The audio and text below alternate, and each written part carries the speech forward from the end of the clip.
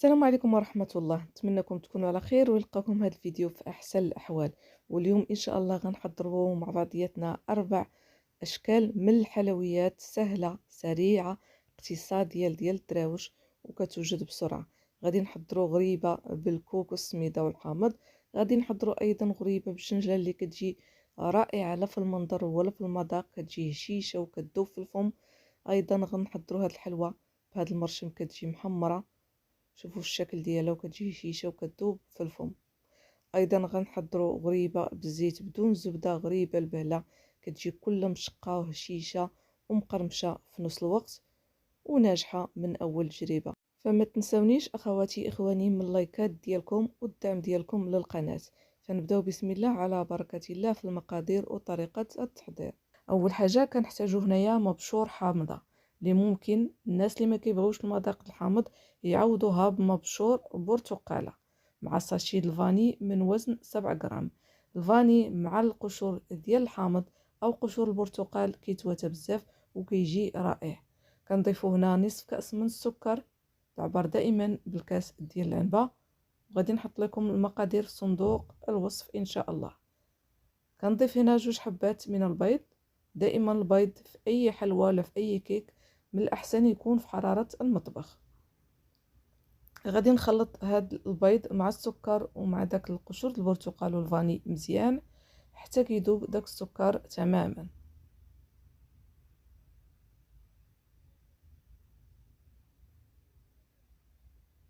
هنا من بعد ما كنخفقوا داك البيض حتى يبان ليا تماما داب داك السكر وتجانسوا المكونات، عاد غادي نضيف الزيت. وبالنسبه للزيت ايضا نصف كاس. دائما تقدروا تعبروا باي كاس ديال الشاي عندكم اللي كتكون السعه ديالو ما بين 150 حتى 160 ملي. نصف كاس من الزيت وكنخلط هاد المكونات مزيان مع بعضياتهم. ومباشره هنا غادي نضيف الكوك اي جوز الهند. بالنسبه للكوك دائما اختاروا النوعيه الجيده اللي كتكون ميدمه. دائما ملي كتبغيو تاخذوا الكوك من عند العطار كتاخذوا واحد الحبات هكا ما بين يديكم ما بين الاصبع ديالكم، الا خرج منهم اليدام كتعرفوا بان هذاك الكوك نوعيه جيده. كنضيف هنايا كاس الاول ديال السميد الرقيق، هنا الكاس الثاني، يعني 2 الكؤوس ديال السميده رقيقه اللي خاصه بالحرشه والبسبوسه. وكنخلط هنايا غتشوفوا معايا هنايا القوام ديال الخليط كيفاش خصو يكون، لان على حسب النوعيه ديال الكوك وايضا على حسب النوعيه ديال السميد. شوفوا الخليط خصو يكون مجموع بهذا الشكل هذا، ما يكونش الخليط خفيف باش ما تسحش لكم الحلوى في الفرن. فممكن تحتاجوا ما بين 2 الكؤوس حتى 2 كؤوس وربع من السميد، كيف ما قلت لكم على حسب النوعيه ديال السميد وعلى حسب النوعيه ديال الكوك، واش السميد كيتشرب او لا. المهم خصكم تحصلوا على خليط اللي كيكون بهذا الشكل هذا مجموع في نفس الوقت ما كيكونش قاصح. غادي نغطيو عليه هنا ونخليوه يتشرب غير واحد 4 أو 5 ديال الدقائق. هنا ما بغيتش نقطع لكم هذا المقطع، انا كنت نسيت الخميره. فانتم الخميره غتضيفوها مع الكوك ومع السميد، فانا ما حيدتش لكم هذا المقطع باش تشوفوا. نسيت هنا الخميره وفي هذه المرحله ضفتها، يعني حتى غطيت ورجعت ضفت الخميره صافي وغطيت عليها وخليتها كترتاح مده 5 ديال الدقائق. بالنسبه للخميره غتضيفوا ساشي واحده من وزن 7 أو 8 غرامات. هنا من بعد ما دازت واحد 4 ولا 5 ديال الدقائق على الخليط كيف ما كتشوفوا كيبان لينا تشرب، لان الا ما تشرباتش وبقات خفيفه ضروري ما نزيدو شويه السميد لان غتسيح لكم في الفرن. فهنايا كنحتاجو الماء، يعني الماء عادي من الروبيني، ممكن تعوضوه بماء الزهر هذا غير باش كدهنوا يديكم باش ما يتلصقش لكم العجين. كنحتاجو ايضا سكر كلاصي سبيسيال اي من نوعيه جيده. فبالنسبه للناس اللي كيسولوني على سكر سبيسيال، فرا العطار كتقولوا ليه غير يعطينا السكر سبيسيال كيعطيه لكم. كاين السكر العادي وكاين سبيسيال. فكنبدا هنا نشكل كويرات بالنسبه للناس اللي بغاو الحجم ديال الكويره. غادي نوريكم هنايا القياس اللي بغات دير قياس واحد، يعني وتمشي باش يجينا الشكل كله في وزن واحد. فهنا كنديروا القياس ديال 30 غرام، فانا درت كل وحده فيها تقريبا 30 غرام. فانا غبرت معكم، لكن انا كناخذ عباري في يدي. مباشره هنايا كنبدا نشكل في الغريبه ديالنا. ممكن هنايا الا بغيتو تحضروا كميه كثيره فالسكر كلاصي غديروه في واحد الاناء اللي هو كبير هكا باش كتسرعوا هكا العمليه ديال تشكيل الحلوى. ديروا بانيو فيه سكر كلاصي وتحطوا كميه كثيره د الحلوى، يعني تكوروها وتبقاو تديو وتجيبوا في داك البانيو هكا باش كتلبس لكم الحلوى كلها بالسكر كلاصي بهذا الشكل هذا. فانا هنايا درت طبسي صغير صافي. كنبدا نهز هنايا الكويرات ديال الحلوى كيف ما كتشوفوا، كنبدا نلبسهم كاملين بالسكر كلاصي باش كيتلبسوا لينا كاملين بهذا الشكل هذا. فانا هنا ما سرعتش لكم باش تشوفوا الطريقه ان شاء الله باش تنجح معكم الحلوى. كنبدا انا كنكور وانا كندردر داك السكر كلاصي بهذا الشكل هذا صافي. وكنستمر بهذه الطريقه حتى نكمل كميات الحلوى اللي عندي. فمن بعد ما كنكمل الحلوى ديالي كامله في هذه المرحله، يعني ملي كتبداو تشكلوها كتشعلوا الفرن يسخن مزيان على 180 درجه. كنأكد عليها الغريبات كاملين كيبغيو الفرن اللي كيكون ساخن مزيان، ومن الاحسن يكون شاعل من الفوق ومن التحت. اما بالنسبه للناس اللي عندهم الفرن كيشعل غير من التحت صافي غادي يشعلوه من التحت عادي ويكون سخون مزيان.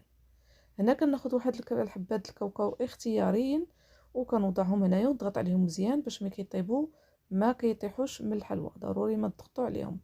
ندخلها كيف ما قلت لكم الفرن اللي يكون سخون شاعل من التحت ومن الفوق. دائما كنوضع اللاطه في الوسط، النار من الفوق ومن التحت. فما كتاخذش مني تقريبا 9 دقائق حتى ل 10 دقائق كتكون الحلوى ديالنا واجده. اما بالنسبه للناس اللي عندهم الفرن ديال الغاز غادي يشعلوه يسخن مزيان من التحت، غيديروا اللاطه لتحت، النار كتكون فوق منا حتى كتشق لينا الحلوى، عاد نطلعوها للفوق باش تكمل في الطياب. وهنايا كيف ما كتشوفوا بالنسبه للفرن الضوء الشبكه كتكون الوسط، اللاطه كتكون الوسط، والفرن يكون شاعل من الفوق ومن التحت على 180 درجه. لكن ضروري كنأكد عليها يسخن من قبل مزيان. هنا من بعد ما خرجتها من الفرن كيف ما كتشوفوا الشكل ديالها، ضروري ما تبعدوها مع بعضياتها لان كتكبر شويه باش ما تلصقش ليكم. واللاطه ضروري كتفرشوا ليها الورق او كدهنوها بالقليل من الزيت. خليو الحلوى ديالكم تبرد مزيان في اللاطه عاد باش هزوها، ما تهزوهاش وهي بقى سخونه لانها كتكون هشيشه بزاف. وهنا من بعد ما بردت وضعتها هنا في طبسيه ديال التقديم، اكيد غادي نقسمها معكم باش تشوفوا الشكل ديالها من الداخل. مذاق اللي كيجي رائع، المذاق ديال الحامض مع الكوك كيتواتى بزاف وكيجي رائع. شوفوا الشكل ديالها كيفاش كتكون. لكن تبعوا الفيديو باش ما تسيحش لكم في الفرن وباش تجيكم هشيشه. غادي نقسمها معكم هنا باش تشوفوا الهشاشه ديالها.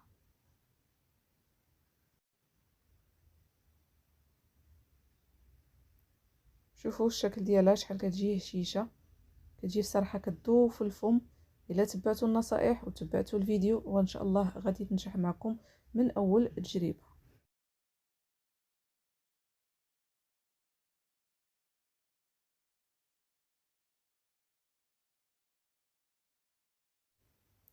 اول حاجه كنحتاجو 125 غرام ديال الزبده تكون بحراره المطبخ.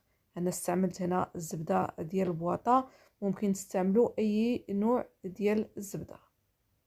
125 غرام اللي غادي نضيف عليها واحد الساشي ديال الفانيلي التنسيم 7 غرامات، رشه من الملح، وغنضيفو هنايا السكر. دائما العبار بالكاس ديال العنبه، كاس من السكر حبيبات. وغادي نخدم دائما كنخدموا السكر مع الزبده هي الاولى حتى كيبان لينا داك الزبده يعني تجانست مزيان مع السكر. عاد كنضيف باقي المكونات. هنا كيف ما كتشوفوا معايا من بعد ما كنخلط الزبده يعني نخلطوها غير شويه صافي. وغادي هنايا غادي نضيف الزيت كيف ما كتشوفوا كنضيف كاس الا ربع صافي. هنا غنعاود نخدمها مزيان مع هذا الزيت. فكما قلت لكم ضروري الزبده تكون في حراره المطبخ هكا باش كتسهل عليكم. فانا ما جبدتش بصراحه هنايا وقت قبل، يعني كانت شويه بارده. فهنايا مباشره من بعد ما كنخدم معهم داك الزيت كنضيف البيض. بالنسبه للبيض غنضيف بيضه كامله واصفر بيضه. غادي نحتفظ بابيض بيضه او غنحتفظ غير بالنصف ديال ابيض بيضاء، يعني خديت انا هنايا غير النص وغنضيف الاصفر. نصف بيضه كيكون كافي للتزيين، لان لا احتفظتوا بيضه كامله يعني كتشيط ليكم. صافي هنايا كيف ما كتشوفوا كنخدم هنايا بالطراب اليدوي من بعد ما كنضيف البيض مزيان هنايا حتى يتجانسوا المكونات.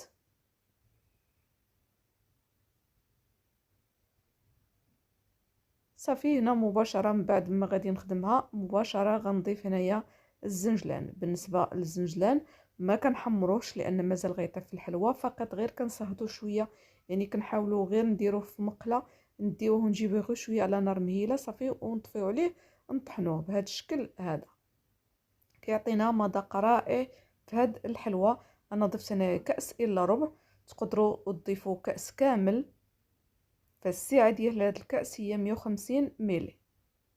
مباشره كنبدا نضيف الدقيق، دقيق بطبيعه الحال اللي كيكون مغربل من قبل، خاص بالحلويات. ضفت 2 ديال الكؤوس ما يعادل 200 غرام، وغادي نضيف معهم واحد ساشي من خميره الحلويات من وزن 8 ديال الغرامات. صافي وغنبدا هنايا نجمع الخليط، يعني دائما الدقيق كنضيفيه غير شويه بشويه ما كنضيفوش دفعه واحده. غادي نشوف القوام هنا ديال الخليط، عاد غنزيد الكميه ديال الدقيق اللي غتخصني. صافي هنا كيف ما كتشوفوا كنخلط وكنشوف القوام ديال الخليط ديالي. هنا زدت الكاس الثالث يعني 300 غرام وانا كنخلط، وايضا الكاس الرابع ما غنضيفوش دفعه واحده، غنضيفو نصف نصف باش نشوف القوام ديال الحلوى.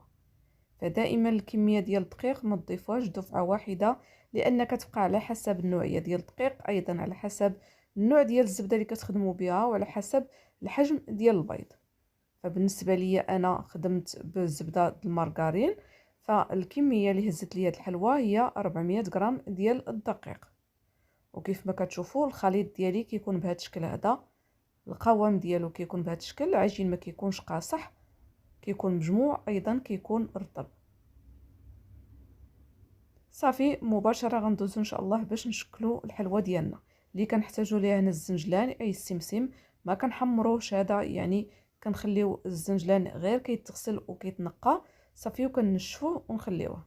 هنا غادي نبدا نشكل غريبات او كويرات بهذا الشكل هذا، يعني شكلوا نتوما بالحجم اللي بغيتو. صافي كنشكلها بهذا الشكل هذا، وكناخذ داك ابيض بيضه اللي احتفظت به في الاول كنطربو هنايا بواحد الفورشيط، وكنبدا ندهن الوجه ديال الحلوى فقط، ونوضع الوجه ديالها في الزنجلان.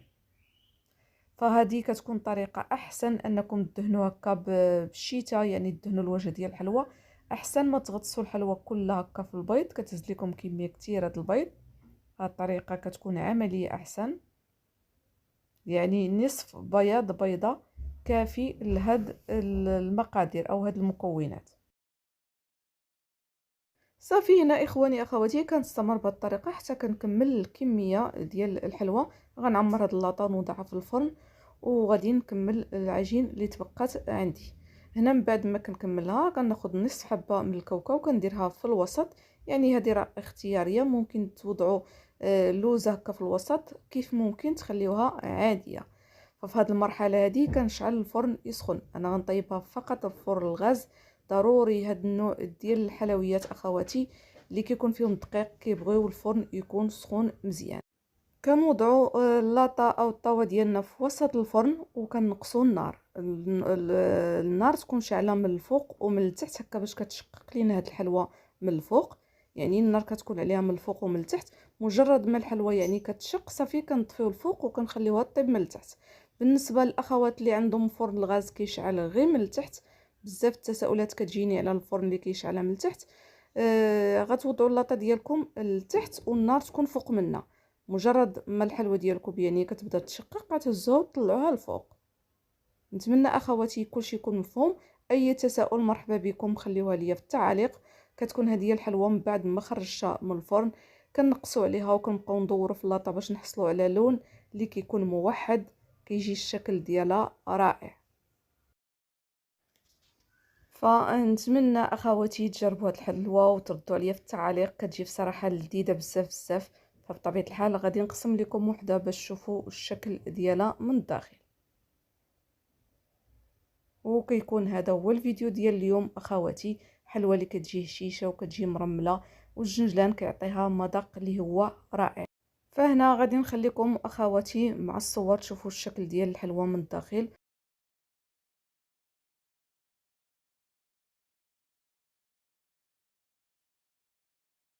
ونبداو هنايا في الحلوه الثالثه او الشكل الثالث، حتى هي كتجي رائعه اقتصاديه سهله وسريعه وكتجي لذيذه ومرمله.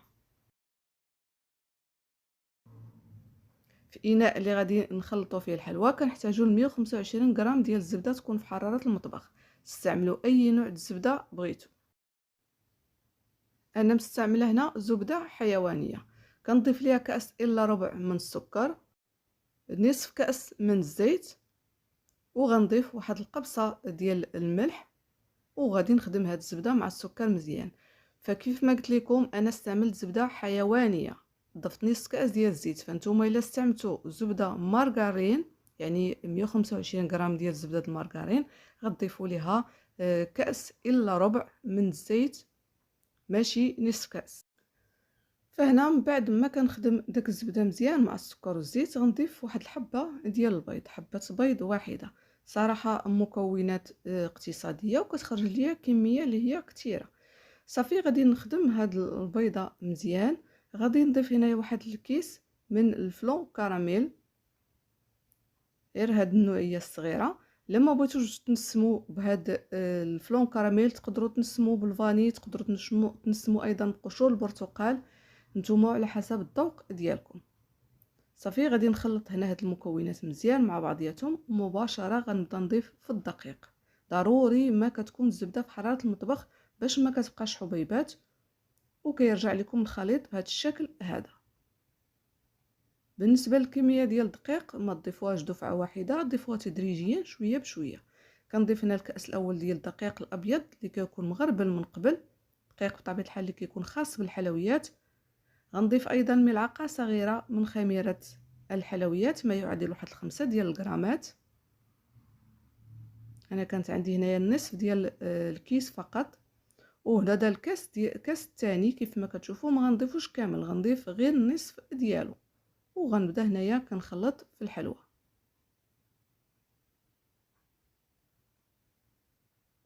صافي هنا كملت الكاس الثاني. فدائما الكميه ديال الدقيق ما تضيفوهاش دفعه واحده، ضيفوا الكميه شويه بشويه.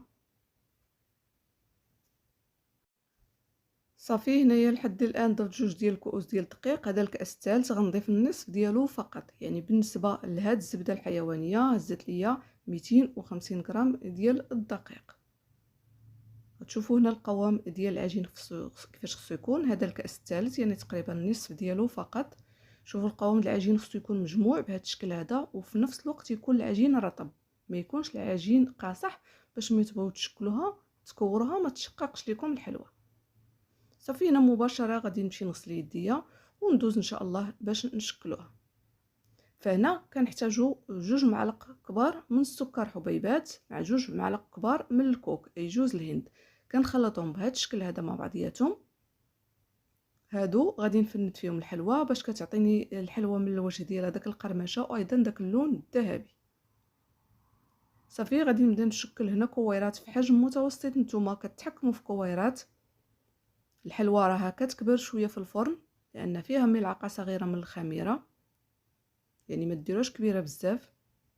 صافي وكندوز غير الوجه ديالها فقط في هاد الكوك والسكر.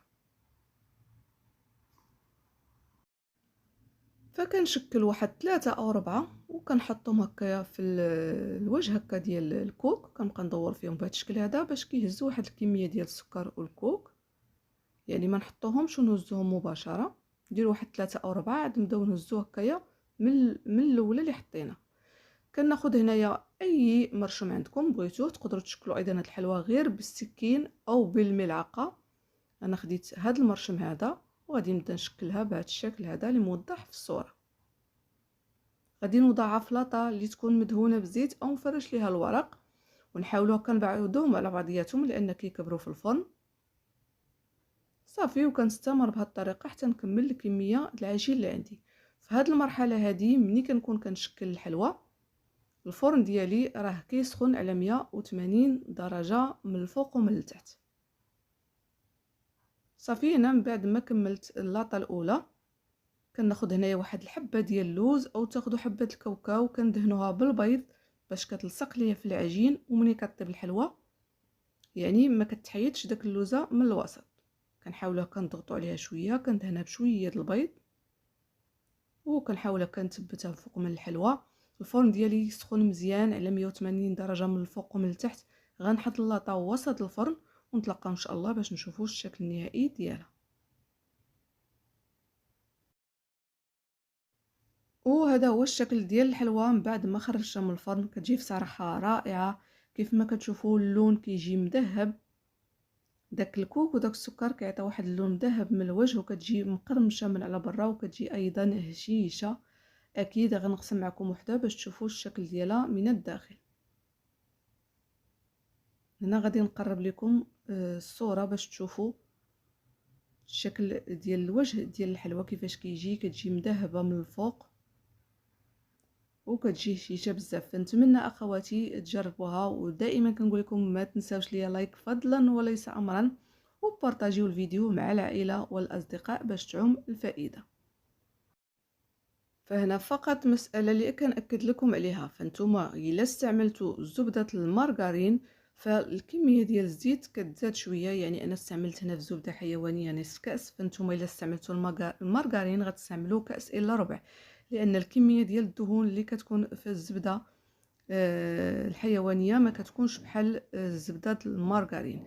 لكن الا استعملتوا زبده حيوانيه في الصراحه بكل صراحه كتكون لذيذه بزاف، يعني كتجي ألذ في الحلوى، ألذ من المارغرين بكثير. شوفوا الشكل ديالها من الداخل كيفاش كتجي هشيشه وكتذوب في الفم. وغادي ندوزو هنا باش نحضروا الحلوى او الغريبه الاخيره، غريبه البهله بدون زبده بالزيت فقط، سهله والنتيجه كتكون رائعه مع جميع الاسرار ديالها مع الطهي. طريقه الطهي باش ننجح لكم من اول تجربه، طريقه سهله وبسيطه، وكيف ما كتشوفوا كتجي مشقه وكتجي رائعه هشيشه وكتذوب في الفم بدون دلك او تعب. ولتحضير هاد الحلوى كنحتاجو الكأس الا ربع من السكر حبيبات، دائما العبار بالكاس ديال العنبه السعه ديالو 150 ملي، او تعبروا باي كأس شيء عندكم لكن تعبروا به جميع المكونات. كنضيف هنا قبصه من الملح لتحسين الذوق، وغنضيف كأس من الزيت. فهنا غادي نسمو باش ما بغينا، فانا غادي نسم هنايا بالفلون كراميل. كتجينا رائعه هاد الغريبه بهاد المذاق ديال الفلون كراميل. ممكن تضيفوا ساشيه صغيره، انا عندي هنا الكيس ديال الفلون كراميل الكبير فضفت منه ملعقه كبيره. ما تنسوش بان هذا الفلو هذا فيه السكر، فلهذا ضفت كاس الا ربع من السكر فقط. الناس اللي ما غتضيفش هذا الفلون، اللي غتضيف الفلون عادي وما غتضيفش اي اضافات اخرى، ممكن تستعمل كاس من السكر. ممكن ايضا تنسمو بالفاني، كيف ممكن ايضا تنسمو بحبوب النافع، كيبقى لكم الاختيار. صافي غادي نخلط هنايا مزيان هاد السكر مع الزيت. ضروري هاد العمليه نخلطو مزيان حتى كيبان لينا داك السكر باش كيذوب وما كيبقاوش داك الحبيبات ديالو في الحلوى. عمليه سهله وحلوى سريعه وكتوجد بسرعه وبدون دلك. صافي هنا من بعد ما غادي نخدم داك السكر مع الزيت كيف ما كتشوفوا، هذا هو الوقت. ما سرعتش لكم الفيديو باش تشوفوا الوقت اللي خلطت فيه السكر مع الزيت. مباشره هنا غنبدا نضيف الدقيق. بالنسبه للدقيق كنضيف الكاس الاول والكاس الثاني، جوج ديال الكؤوس ما يعادل تقريبا واحد 200 غرام. وغنضيف هنا كيس من خميره الحلويات من وزن 8 غرامات، وغنزيد نصف اخر من الكيس ديال الخميره، يعني مجموع الخميره ضفت 12 غرام، كيس ونصف. صافي هنا مباشره غادي نبدا نجمع في الحلوى. فكيف ما كتشوفوا حلوى سهله، مكونات لي سهله واقتصاديه. انا كنخلط عاد غنشوف الكميه ديال الدقيق اللي غادي نزيد. فدائما ما يكونوا كنخلطوه بهذا الشكل هذا، وكنبقاو نعركوه هكا شويه بيدينا باش كنخلطوا الحلوى مزيان. غنشوف هنايا القوام ديالها كيبان ليا مازال خصها الدقيق. غادي نزيد كميه اخرى ديال الدقيق كيف ما كتشوفوا هنا. غادي نزيد نصف كاس.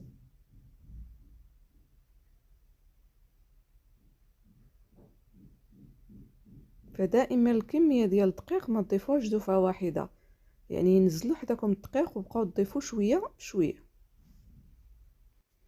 صافي، هذه الكميه ديال الدقيق اللي ضفت، هذه الكميه راها كافيه، يعني كاس ديال الزيت مع كاس الا ربع من السكر، جوج ديال الكؤوس ونصف من الدقيق، يعني 250 غرام. وكتخرج لي هذه الحلوى كميه لا باس بها. ممكن تضاعفوا المقادير والمكونات الا بغيتوا كميه كثيره. كيف ما كتشوفوا كنبدا الحلوى بحال كنمعك هكا شويه بيديا، باش داك الدقيق يعني كيتجانس والحلوى كتشكل لينا بسهوله. فهنا في هذه المرحله هذه ممكن نضيفوا اي اضافه. الناس اللي كتبغي النافع والزنجلان ممكن تضيفوا. هنا كنجرب الحلوى واش كتجمع ليا. لا بانت لكم صافي راه تجمعات بسهوله، صافي كتوقفوا تبداو تشكلوا فيها. انا في هذه المرحله غنضيف واحد الحبيبات ديال الشوكولات، يعني خديت غير الشوكولات وقطعته قطع صغيره ونضيف منه هكا الحلوى كميه تقريبا واحد المعلقه كبيره، يعني غير كميه قليله ماشي ضروري. هذه فقط اضافه ضفتها انا. ممكن نتوما تضيفوا هكايا القليل من الزنجلان، القليل من الكاوكاو، اللوز، النافع، يعني اي اضافه. فانا مشيت في الحاجه اللي سهله واقتصاديه. صافي هنا غندوزو باش نبداو نشكلوا الحلوى. فنصيحه بالنسبه لهاد الحلوى، فراه كتبغي الفرن يكون سخون مزيان ضروري باش تشقق لكم وتجيكم ناجحه. الفرن خصو يكون سخون مزيان. خديت لاطه هنا نفرش ليها الورق. الفرن في هذه المرحله انا شعلته على اعلى درجه، يسخن من الفوق ومن التحت. ولكن ملي غادي ندخل الحلوى ديالي للفرن، غادي نطفي لتحت وغنخليه غير الفوق شاعل على 200 درجه فقط، او تقدروا تنزلوه حتى ل 180 درجه. غنخليو النار شاعله غير من الفوق، يعني النار كتكون من فوق الحلوى حتى كتبان ليا الغريبه ديالنا تشقات. عاد كنشعل عليها من التحت. نتمنى الطريقه تكون مفهومه. صافي كنبدا كنشكل في الغريبه. نتوما شكلوها في الحجم اللي بغيتو، صغيره او كبيره. انا درتها هنايا في حجم متوسط. صافي ونكمل بهذه الطريقه حتى نكمل الكميه ديال العجين اللي عندي. صافي هنا من بعد ما كملت هاد اللاطه عمرتها، غادي تشوفوا غادي نبقى نضغط غير بالاصبع ديالي الكبير على الغريبه، يعني بحال كنزلها شويه. هنا عمرت اللاطه بهذا الشكل هذا. غادي غير بحال تضغطوا عليها غير شويه، يعني كتهبطوها غير شويه ماشي بزاف. الفرن ديالكم كيف ما قلت لكم ضروري ما يكون سخون مزيان. غادي تشوفوا معايا هنا اللاطه درتها في وسط الفرن، لكن خليت النار غير من الفوق 200 درجه، غير من الفوق حتى كتبان لي الحلوى كلها تشقات. عاد كنشعل عليها من التحت وكنخليها طيب، يعني في خطره واحده، يعني من الفوق ومن التحت في خطره واحده. غتشوفوا معايا الشكل النهائي ديالها من بعد ما خرجتها من الفرن. كتجي رائعه لا في الشكل ولا في المذاق. شوفوا الشكل ديالها. داك الكراميل حتى هو كيعطيها واحد اللون مذهب. هنا في صراحه التصوير ما عطاهاش حقها، كتجي مذهبه وكتجي رائعه هشيشه وكتذوب في الفم، سهله واقتصاديه. واكيد غادي نقسمها معكم باش تشوفوا الشكل ديالها من الداخل. فهنا اخواتي اخواني كنكون وصلنا لنهايه الفيديو. كيف ما كتشوفوا الشكل ديال الحلوى كتجي الشيشه مرمله، كتجي رائعه اقتصاديه. ما تنسونيش من اللايكات ديالكم والدعم ديالكم للقناه. بسلام عليكم، الى فيديو قادم بحول الله.